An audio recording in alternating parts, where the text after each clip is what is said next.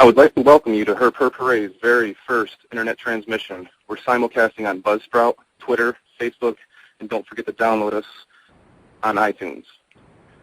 We all know Brian Barczyk hit a home run with the Pinstripe Ball Python project. Well, Brian has a new project, and we're here to get the scoop from the man himself. I'm pleased to announce Herp Herp Hooray's very first guest, Brian Barczyk of BHB Enterprises. Welcome, Brian.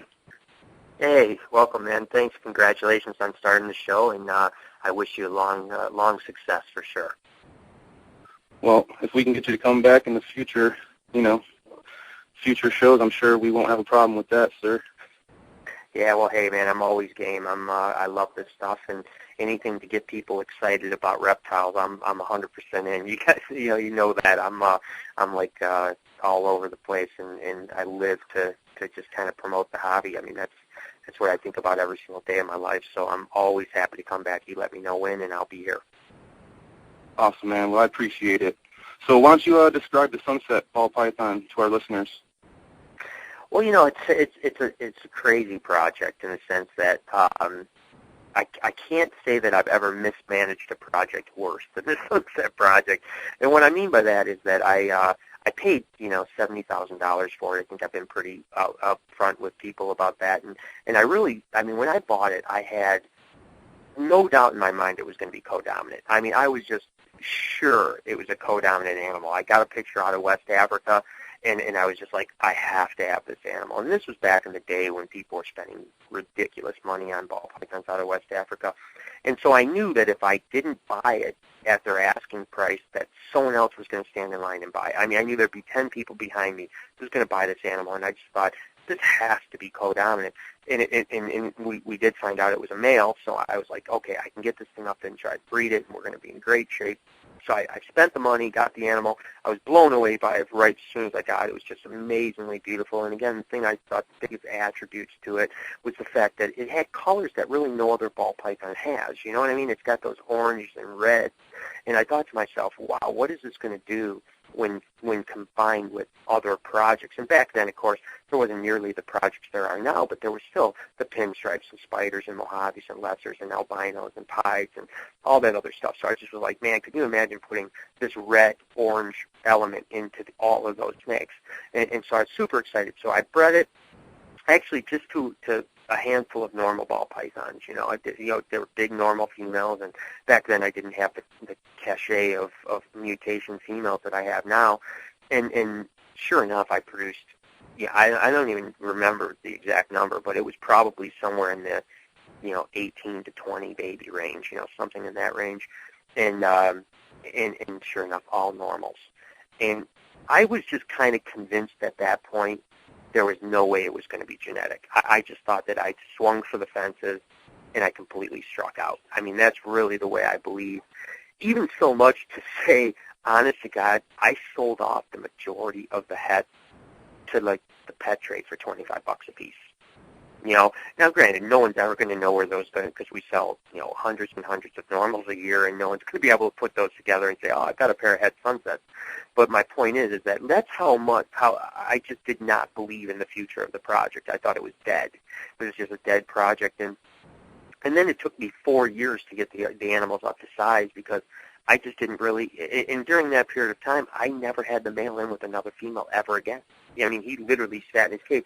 And then, ironically enough, I had a female that was big enough to breed this year, actually a couple of them, but they were literally marked head sunset, and they were in my normal ball python section, my kind of, racks of normal ball pythons that are slated to go in with, quad males and whatever the case may be. And I didn't plan on breeding them back to the dad. To be totally honest, I had no interest, and I just thought the project. I'm sure when you look at that animal, you don't see recessive. I just don't see recessive when I look at it. And actually, Josh, who's my python room manager, kind of talked me into breeding them this year because I wasn't going to. I was just going to breed them to normal, because they were a couple, what I consider big normal females. And so I finally gave in to his persistence to say, you've got to breed these, you've got to breed these, you've got to breed these. And I finally said, all right, fine.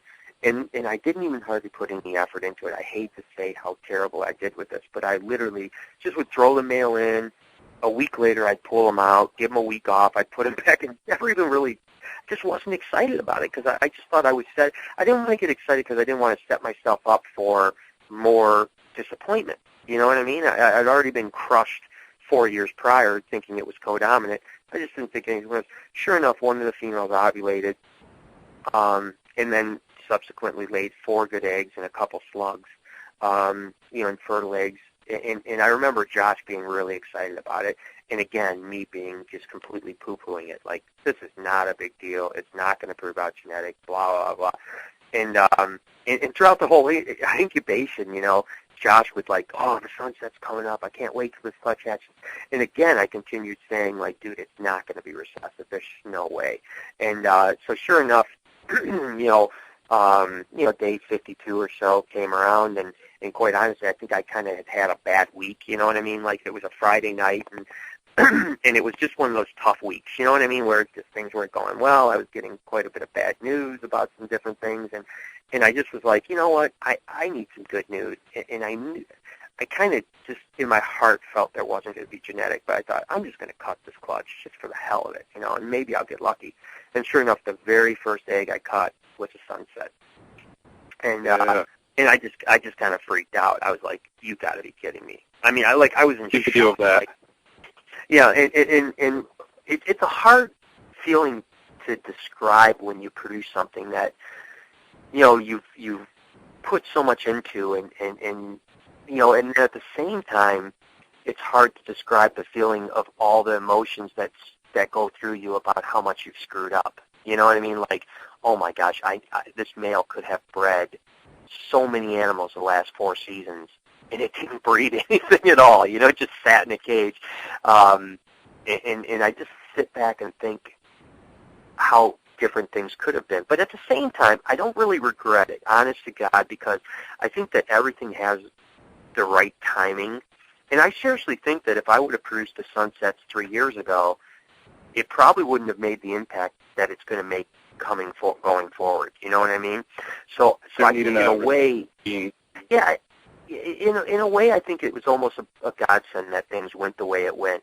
Because the bananas everyone was just about bananas the last few years, and I think the Blue Sunset would have maybe gotten buried in the banana craze if I would have produced it in the last few years. So, and it's not that bananas aren't great, because they're great animals. They're going to be great animals for futures. But I mean, that kind of really crazy, I'm going to throw $50,000 at an animal is kind of behind us now. And now they're, hitting that next level, which is going to make bananas even probably more popular, more affordable prices and stuff. But people are kind of looking towards maybe the next, what's the next project? And I can't say for sure that the Sunset's going to be that next project, but I personally think it may be that next project. Not to mention, it's been a long time since a recessive project has been proven out that could make a really big impact on things.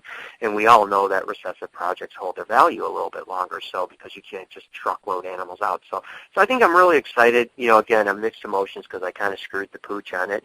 But I couldn't be more thrilled, and they're incredible animals, and they're just so neat. They just fed for the first time for me the last 2 weeks, and so we got them on the beef up plan, and they they look awesome. As a matter of fact, I'll be putting a blog out probably within the next week or so that'll have the first kind of official pictures. I know there's unofficial pictures out there, but the first kind of official pictures that are done by Aaron Jones, who's a tremendous professional photographer that's been on covers of books and magazines, and he's just an amazing wildlife photographer.